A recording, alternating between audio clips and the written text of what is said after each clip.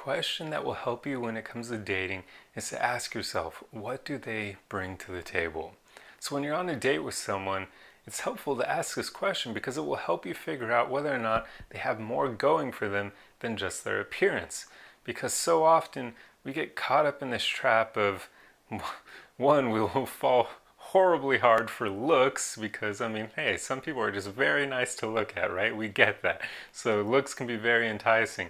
But two, there's also another problem where we quite often will become a bit self-centered when it comes to dating. So what I mean is we'll be focused on ourselves. We'll be focused on whether or not the other person likes us, whether or not they find us impressive. But if you only focus on yourself, you could miss out on any bad qualities that they have, any red flags, because you're not asking yourself whether or not they're actually good for you. You're wholly focused on, do they like me? So it's important to ask yourself, what do they bring to the table, to basically handle both of these two issues that we as human beings tend to fall into, just to make sure that they have more to offer than their looks, because hey, they should, provided you're going for something more meaningful, more long-term here. Obviously, if you're going for short-term dating, then that doesn't really matter. You're probably just going to be primarily focused on their looks, but still play it safe. So many people out there act like casual sex has no long-term impact on us. It definitely does. So just protect yourself and your psyche by choosing people you actually have emotional connections with. Don't just sleep around with anyone. You'll regret it later. But anyway, I just had to throw that in there real quick. So, of course, this question is more tailored for long-term dating. But it's important to ask because you always want to be making sure that the other person is actually a good match for you. And by the way, this question doesn't just mean what do they bring to the table in terms of like what they can provide, like meaning for all the ladies out there, whether or not the guy is a high earner. It's not focused on that. It's all encompassing. Everything. Their personality as well, whether or not they're a good person, whether or not they're kind, that sort of thing. Not just their whole job stability situation and all that BS, and whether or not they're able to pay for fun vacations or anything like that. So focus on asking yourself whether or not they're actually good for you. What do they bring to the table that can make your life more enjoyable with their company? You need to ask yourself these questions. You need to ask yourself these questions.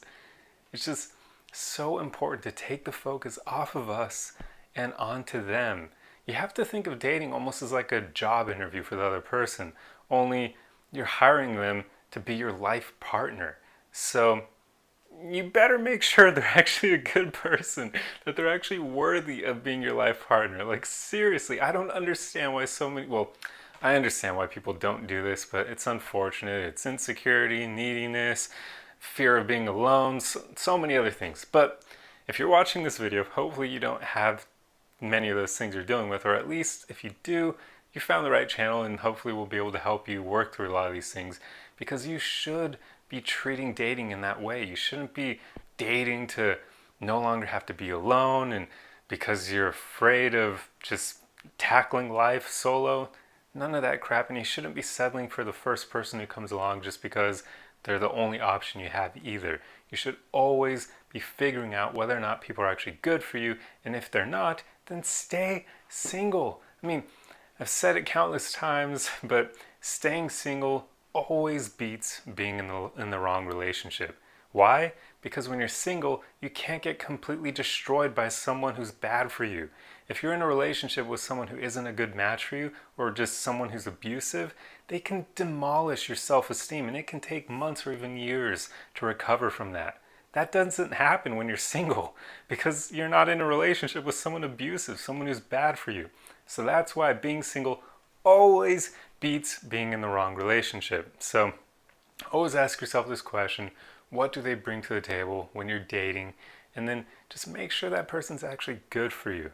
And then you can go from there. But like I always say, just don't settle for anyone. Anyway, or don't settle for just anyone. Don't settle for anyone, guys. Stay single your whole life. No, that's obviously not what I meant to say. But yeah, don't settle for just anyone. Go for people who are actually good for you.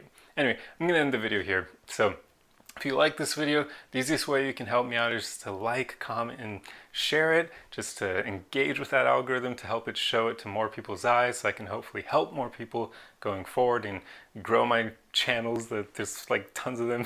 But yeah, that's what I'm trying to do here. I'm just trying to help as many people as possible, and I can only do that with you guys helping me out as well. But anyway, I'm gonna end the video here, so I hope you enjoyed it, and I'll see you guys in the next one. Arrivederci!